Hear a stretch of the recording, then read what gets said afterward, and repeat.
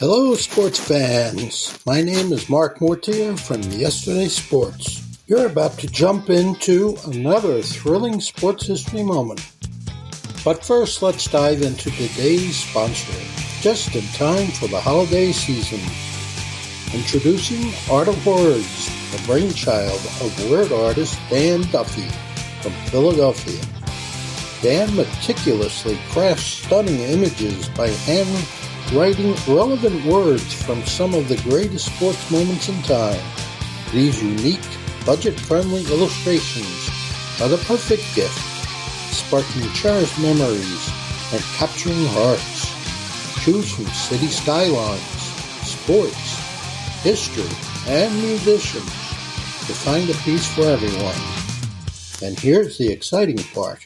For that sports fanatic in your life, gift them a piece of their favorite team or player's history. Art of Words tells a compelling story.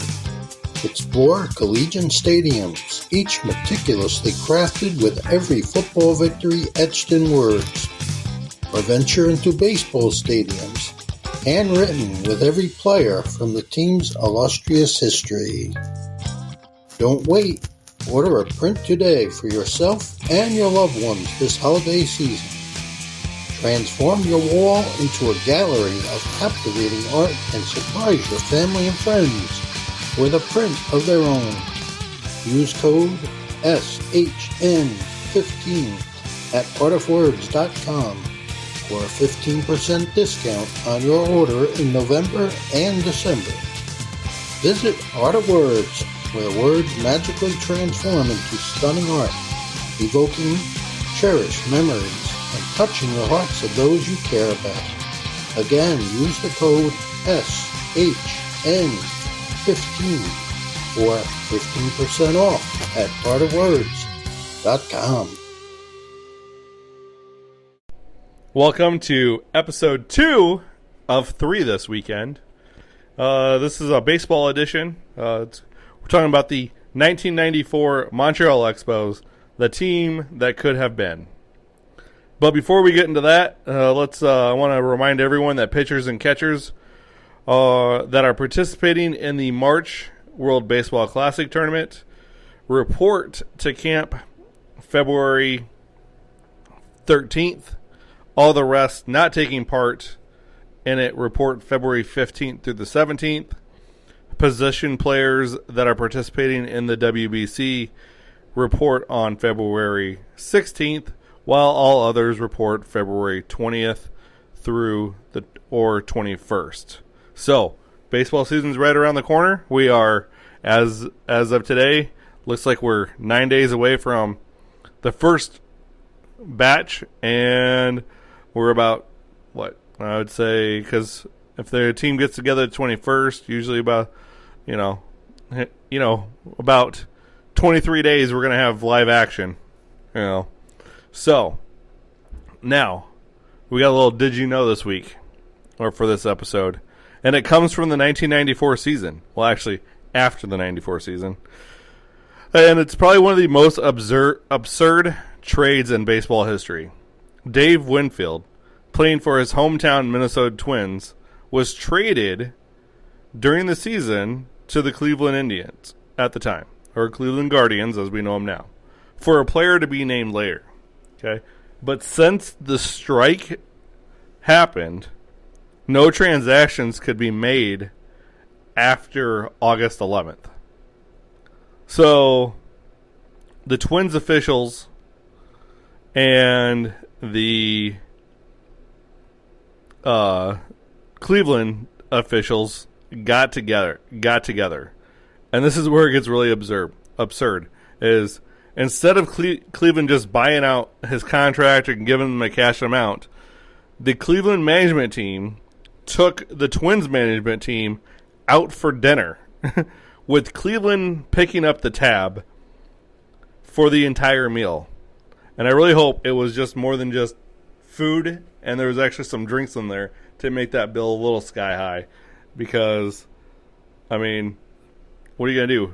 You take, 15 guys at McDonald's? And you spend, $10? It's $150. So if you take them to McDonald's with You just bought Dave Winfield for $150? Jeez.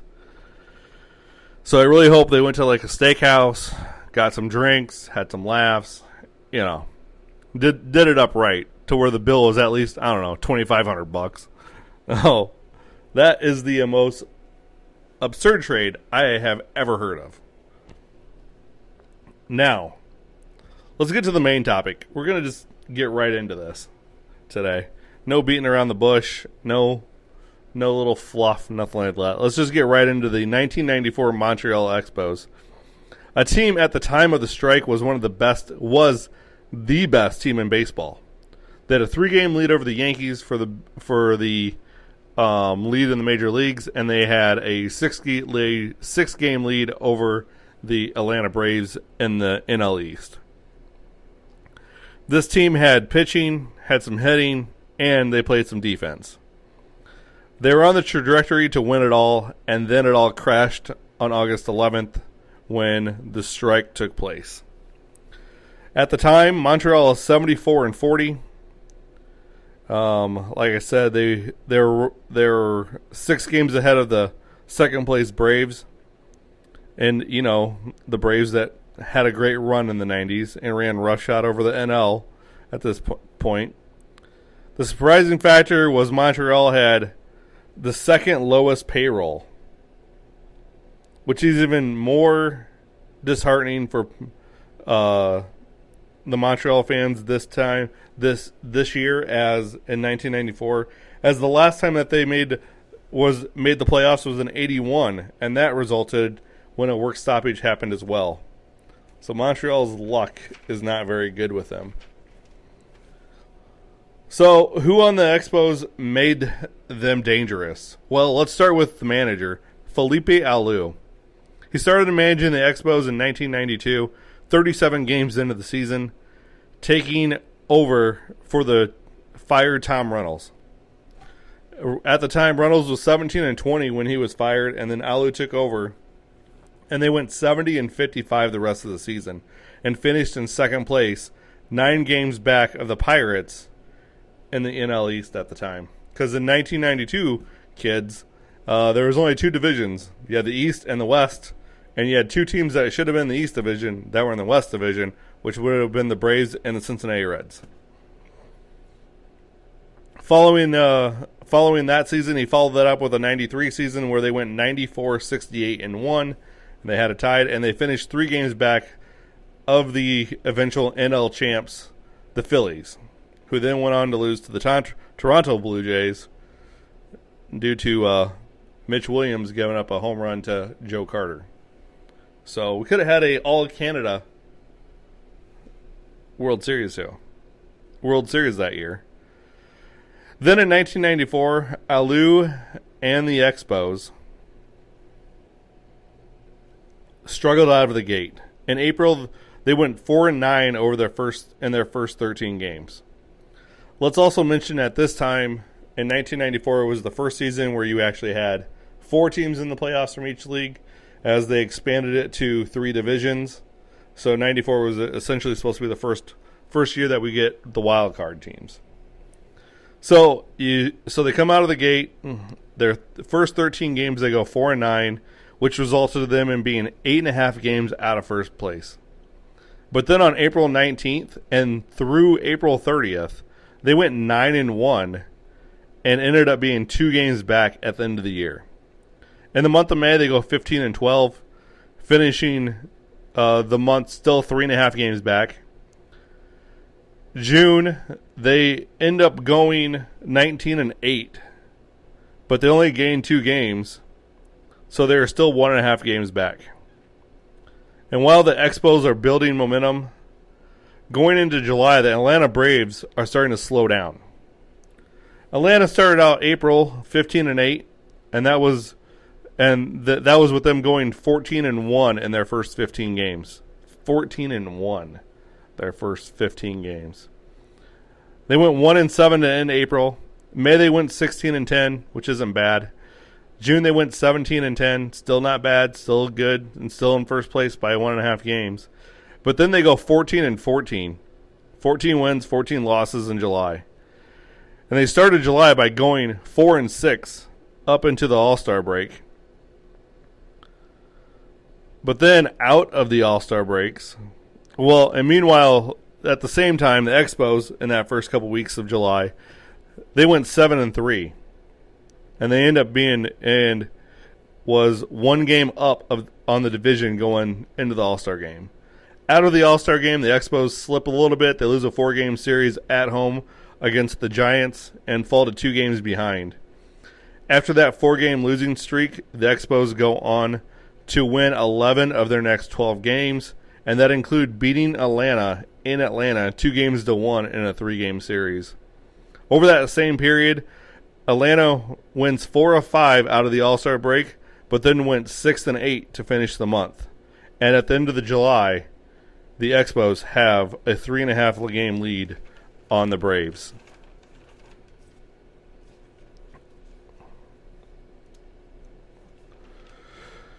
Atlanta, in the month of August, went 6-4. Meanwhile, the Expos were 9-2 from August 1st to August 11th. So the final standings for the NL East was the Expos at 74-40. The Braves were 68-46. The Mets were 55-58 and 18.5 games back. The Phillies, who just came off a World Series appearance, were 54-61 and 20.5 games back. The Marlins at the time was 51-64, and they were 23 games back. Montreal also had an 8-game lead over Cincinnati for the best record in the NL. They had a 3.5 game lead over the Yankees, as I said, for the best record in baseball. Alou and the Expos were so good that year, it looked like the road to the World Series championship would go through Montreal. And that Montreal would also be able to host 4 of the 7 games as well, because back then, kids, it wasn't who won the All-Star game that decided who got to host the World Series. It was the best record that got to choose, that was able to chose who hosted the World Series games. Now, who were the Expos that Alou was managing? With the success that they had, you would have thought that they had multiple starting All-Stars that started, right? No, it's not the case. The Expos had 0 All-Star starters. But they did end up having 5 All-Stars, 4 position players and 1 pitcher. The Expos starting lineup was Marquise Grissom in center, Moises Alou in left, had Larry Walker in right. Around the infield, you had Cliff Floyd at first, Mike Lansing at second, Will Cordero at short, and Sean Berry at third. And at catcher, we had Darren Fletcher.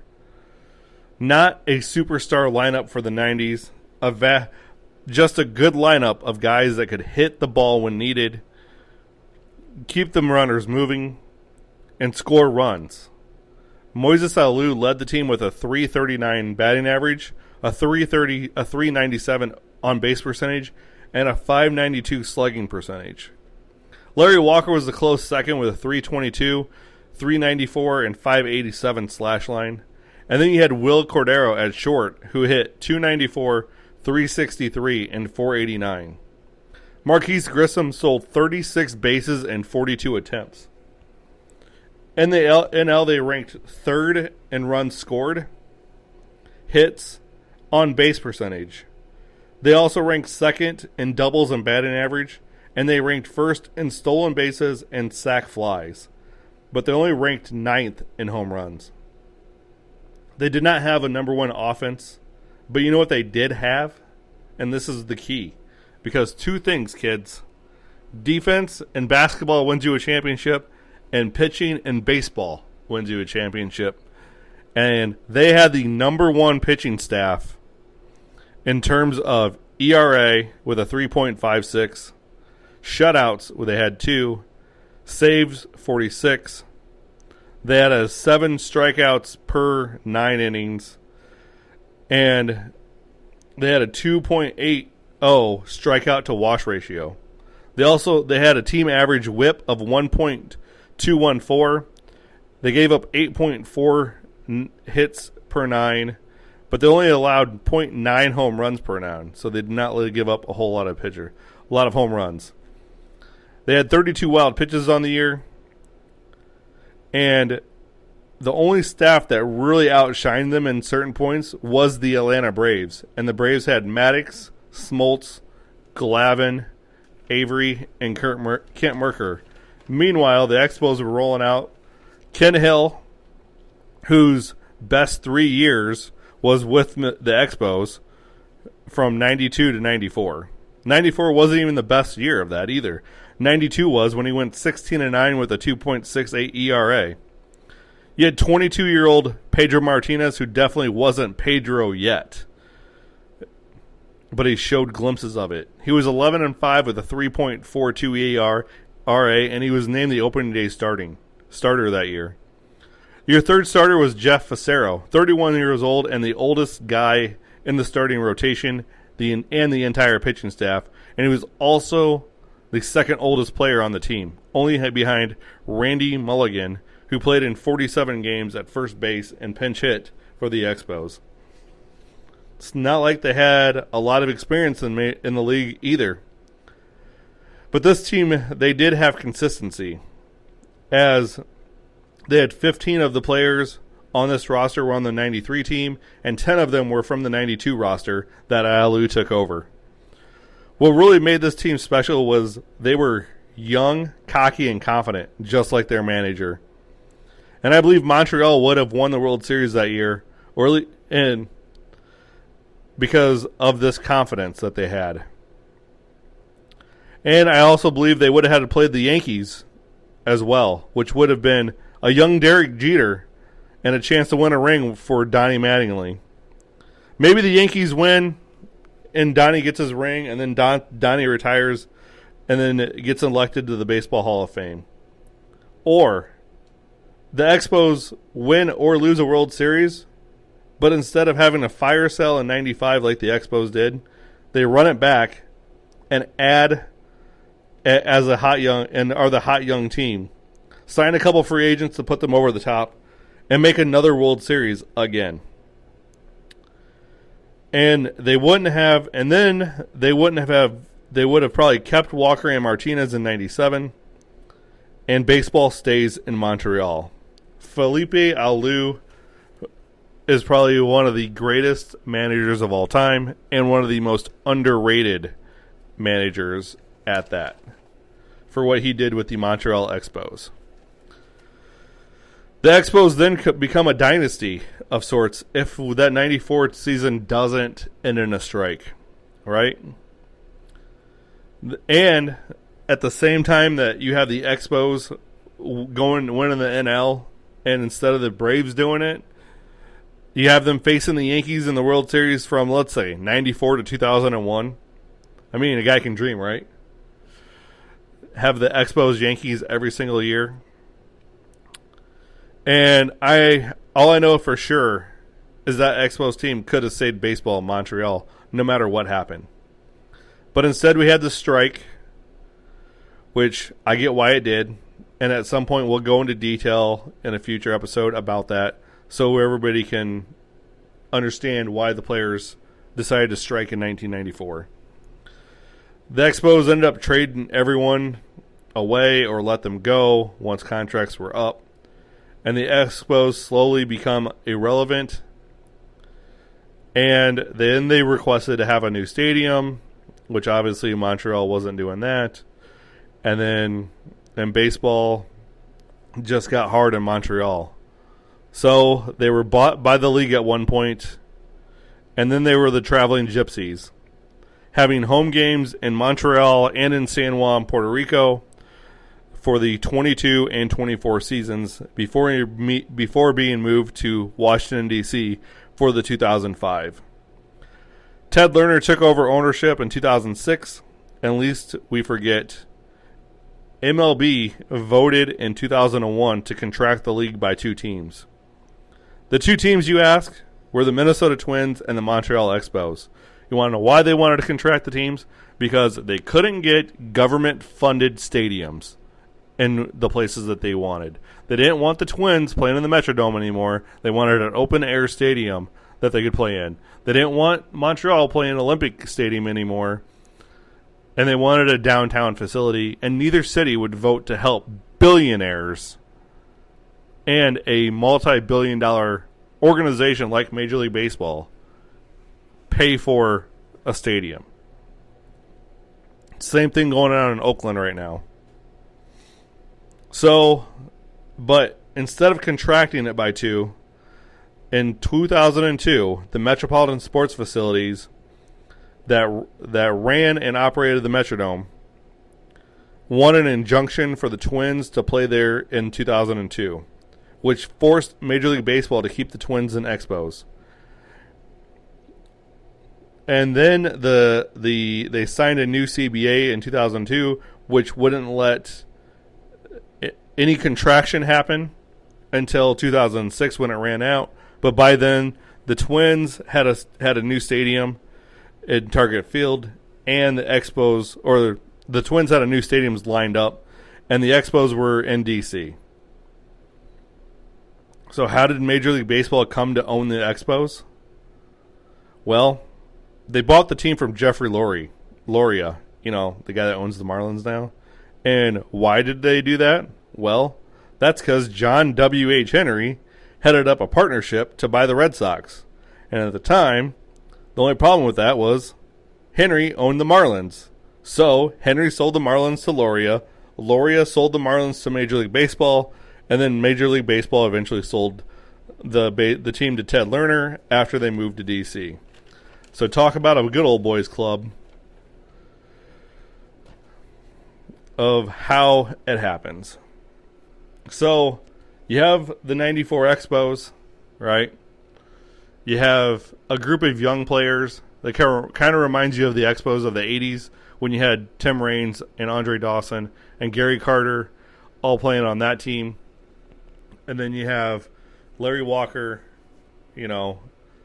Marquise Grissom, who ended up winning a World Series ring with the Braves. Larry Walker ended up being a Hall of Famer by going to Colorado.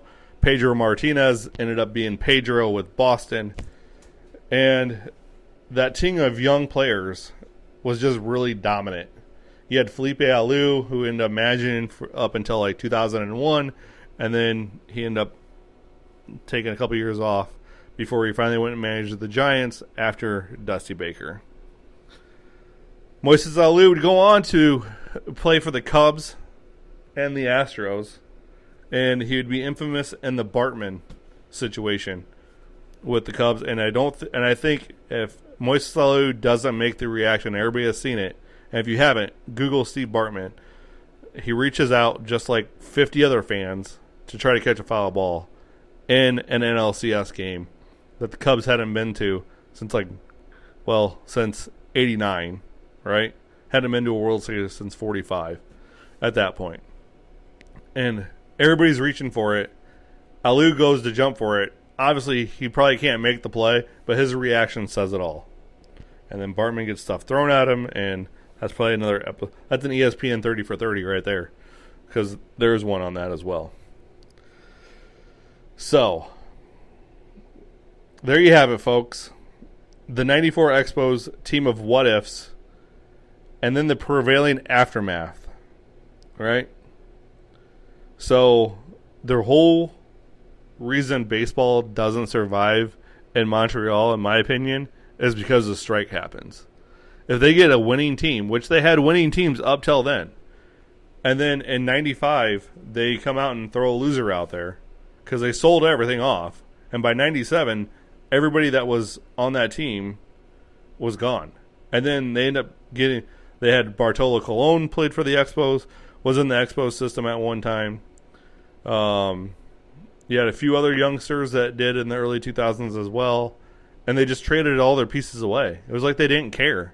And obviously they didn't, because then they started averaging 7,000 fans a game. Well, I would like to thank BaseballReference.com for all the stats you compile onto your website. Like I said, still looking for that partnership, sponsorship, or whatever. Just give me a free monthly subscription for the year. It'll be all right. Wikipedia also helped as well.